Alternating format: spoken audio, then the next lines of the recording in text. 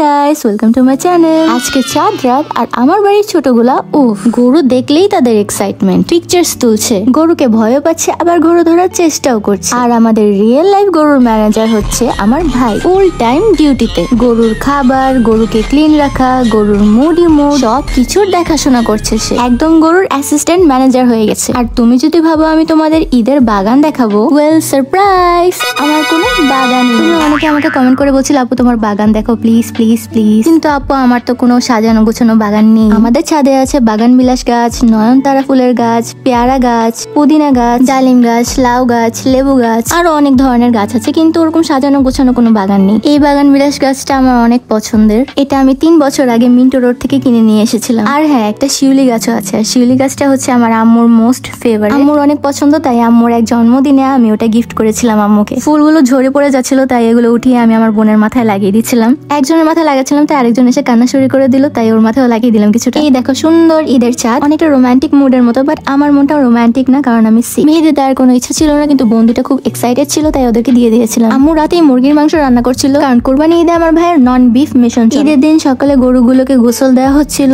আর এরপরেই কোরবানি। এই মাংসগুলো আলাদা করে রেখেছে, এগুলো আজকে রাতে রান্না করবে। তাই আমি রেডি হচ্ছি কিছু ঈদের পিকচার্স তোলার জন্য। শরীর অনেক খারাপ, কোনো এনার্জি নেই, বাট ছবি তো তুলতেই হবে। তো চলো একটা হিসাব টিউটোরিয়ালও দিয়ে দিই তোমাদের, কারণ অনেকেই বলছো শর্টস এর যে হিসাব টিউটোরিয়ালটা দিয়েছিলাম সেটা অনেক ফাস্ট ছিল, কিছুই বুঝো নাই, তাই এবার স্লো অ্যান্ড অ্যাস্থেটিক ভার্সন। আচ্ছা, অনেকেই বলে আমার চোখ নাকি গরুর মতো দেখতে, বড় হয়, আবার অনেকে বলে হরিণের মতো, আবার অনেকে তো আমার চোখের পাপড়ি টেনে টেনে দেখে যে এটা আসল নাকি নকল। আর অনেস্টলি বলতে গরুর মতো চোখ যদি কেউ বলে তাহলে অ্যাকচুয়ালি সেটা একটা compliment, even if it sounds weird at first. গরুর চোখ বড়, মাসুম, ইনোসেন্ট আর ডিপ হয়, যেটা অনেক ফ্যাশন ম্যাগাজিনে ডো আইস বলে। আর হরিণের মতো এটা তো আরো হাই লেভেল। আর আমার আইল্যাশটা কিন্তু আসলে রিয়েল, আমি আমার স্কুলে এটার জন্য অনেক ফেমাস। আর আমার এই আইল্যাশের জন্য কেউ আমাকে নাম ধরে ডাকে না, সবাই আমাকে আইল্যাশ বলেই ডাকে। এই ব্রোচটা পড়তে গিয়ে ভেঙে গেল, এনার্জিও নেই এটা ফিক্স করা, তাই অন্য একটা পরে ম্যানেজ করে নিলাম। এই ড্রেসটা আসলে অনেক সুন্দর, আমার আম্মুর পছন্দের কালার। দেখো সেই ক্লে দিয়ে বানানো পুকুরটা, এটা কিন্তু আসলে হোম ডেকোর হিসেবে অনেক সুন্দর একটা জিনিস। আম্মু রান্না করেছিল খিচুড়ি আর গরুর কলিজা, আমার একটা ফেভারিট কম্বো। সাথে আছে ড্রিঙ্কস আর লেবু। আমি লেবু ছাড়া কোনো খাবার খেতে পারি না, লিটারেলি। লেবু হলো আমার ডাইনিং টেবিলের কিং।